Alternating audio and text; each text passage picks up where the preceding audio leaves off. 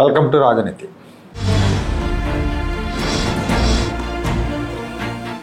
Cinema నటుడు మంచు మోహన్ బాబు తిరుపతి సమీపంలో 1993లో శ్రీ విద్యానికేతన్ ఎడ్యుకేషన్ ట్రస్ట్ ఏర్పాటు చేశారు. 96లో అక్కడే Shri Vidyanikethan engineering college, degree college ఏర్పాటు చేశారు. ఆ తర్వాత స్కూల్ కూడా కట్టారు అక్కడే. ఈ ఇంజనీరింగ్ కాలేజీ స్కూల్కి మంచి పేరు వచ్చింది. స్టూడెంట్స్ కూడా 2 తెలుగు రాష్ట్రాల నుంచి బాగా చేరారు. 2022లో దీన్ని మోహన్ బాబు యూనివర్సిటీ పేరుతో MBUగా మార్చారు. ప్రైవేట్ యూనివర్సిటీ అన్నమాట. 2014-19 మధ్యలో తెలుగుదేశం పార్టీ అధికారంలో ఉన్నప్పుడు ఎన్నికల ముందనుకుంటా ఫీజు రియంబర్స్మెంట్ బకాయిలు ఇంజనీరింగ్ కాలేజీకి చెల్లించడంలో కొంచెం డిలే అయింది. దాంతో మోహన్ బాబు రోడ్డు మీద పడుకొని ధర్నా చేసి హడావుడి చేశారు. ఎన్నికల సమయంలో మీడియాలో కూడా పెద్ద ఎత్తున కవరేజ్ అయింది. అప్పుడు ఎన్నికల సమయం కావడంతో మోహన్ బాబు చేసిన హడావుడికి మీడియా బాగా ప్రాధాన్యత ఇచ్చింది. తెలుగుదేశం శ్రేణులు మోహన్ బాబు మీద మండిపడ్డాయి. ఇప్పుడు మోహన్ బాబు యూనివర్సిటీలో నిబంధనలు అతిక్రమించినందుకు ఈ యూనివర్సిటీ మనుగడ ప్రశ్నార్థకంగా మారింది. ప్రభుత్వం నిర్దేశించిన ఫీజుల కంటే వీళ్ళు ఎక్కువగా ఫీజులు వసూలు చేశారు. విద్యార్థుల నుంచి 26 కోట్ల రూపాయలకు పైగా అదనంగా వసూలు చేశారని గుర్తించిన ఏపీ ఉన్నత విద్యా నియంత్రణ పర్యవేక్షణ కమిషన్ వాళ్ళు యూనివర్సిటీ గుర్తింపు రద్దు చేయాలని ప్రభుత్వానికి సిఫారసు చేశారు.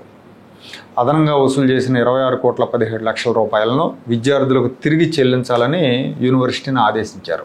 ఇప్పుడు ప్రభుత్వం తీసుకునే నిర్ణయం మీద ఈ మోహన్ బాబు యూనివర్సిటీ భవిష్యత్తు ఆధారపడి ఉంది. 2024లో ఎక్కువ ఫీజులు వసూలు చేస్తున్నారని ఏపీ పేరెంట్స్ అసోసియేషన్ వాళ్ళు ఈ యూనివర్సిటీ మీద ఫిర్యాదు చేశారు.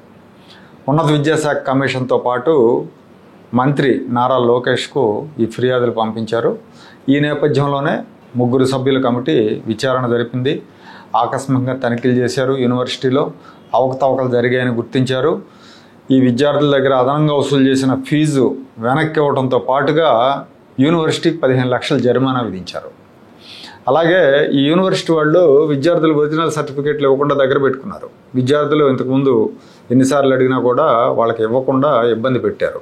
వాళ్ళ సర్టిఫికేట్లను కూడా వెంటనే తిరిగి ఇవ్వాలని కమిషన్ ఆదేశించింది.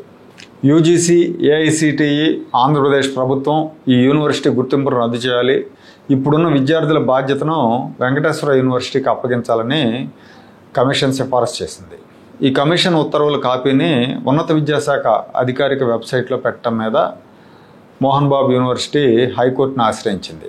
ఈ యూనివర్సిటీ మీద చర్యలు తీసుకునే విషయంలో తదుపరి విచారణ వరకు హైకోర్టు స్టే ఇచ్చింది. మోహన్ బాబు యూనివర్సిటీ మీద గతంలో కూడా అనేక ఆరోపణలు వచ్చినాయి. ఈ విద్యార్థులను వేధిస్తున్నారని మోహన్ బాబు కుమారుడు మంచు మనోజ్ కుటుంబంలో గొడవలు వచ్చిన సందర్భంగా మీడియా ముఖంగా ఆరోపించారు. ఆయన యూనివర్సిటీలో విద్యార్థులను వేధిస్తున్నారు, అధిక ఫీజులు వసూలు చేస్తున్నారని. అలాగే ఈ విద్యానికేతన్ కళాశాల ప్రారంభించినప్పుడు 25% విద్యార్థులకు ఉచితంగా అడ్మిషన్లు ఇస్తామని పేద విద్యార్థులకి మోహన్ బాబు ప్రకటించారు. కానీ ఆచరణలో 25 మందికి కూడా ఉచితంగా అడ్మిషన్లు ఇవ్వలేదన్న ఆరోపణలు ఉన్నాయి. అలాగే కొంతమంది రాజ్యసభ సభ్యులు తమ ఫండ్స్ని ఈ విద్యా సంస్థ కోసం ఇచ్చారని, విద్యా సంస్థలో వివిధ నిర్మాణాలకు, రోడ్ల కోసం, ఇలాంటి వాటి కోసం ఇచ్చారన్న ఆరోపణలు కూడా ఉన్నాయి. ఈ ఉచితంగా ఎన్ని సీట్లు ఇచ్చారు, ఏ ఎంపీలు ఎంతెంత ఫండింగ్ ఇచ్చారు అనే విషయం మీద నిజ నిర్ధారణ కమిటీ వేస్తే వాస్తవాలు బయటపడతాయి. ఇప్పుడు ఈ యూనివర్సిటీ మీద చర్యలు తీసుకునే విషయంలో బాల్ ప్రభుత్వం కోర్టులో ఉంది. ప్రభుత్వం ఏం చేస్తుందో చూడాలి. మొన్నటి వరకు మోహన్ బాబు చంద్రబాబు నాయుడిని, తెలుగుదేశం పార్టీని తీవ్రంగా విమర్శించారు, వ్యతిరేకించారు. వైఎస్ఆర్ కాంగ్రెస్ పార్టీతో అంటకాగారు.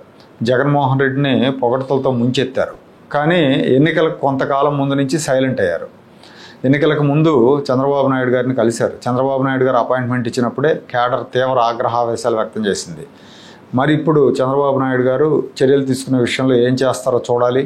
ఒకవేళ ఆయన మెత్తబడినా విద్యాశాఖ మంత్రి నారా లోకేష్ మెత్తబడే అవకాశం లేదు. కాబట్టి మోహన్ బాబుకి ముందు ఇబ్బందులు తప్పకపోవచ్చు.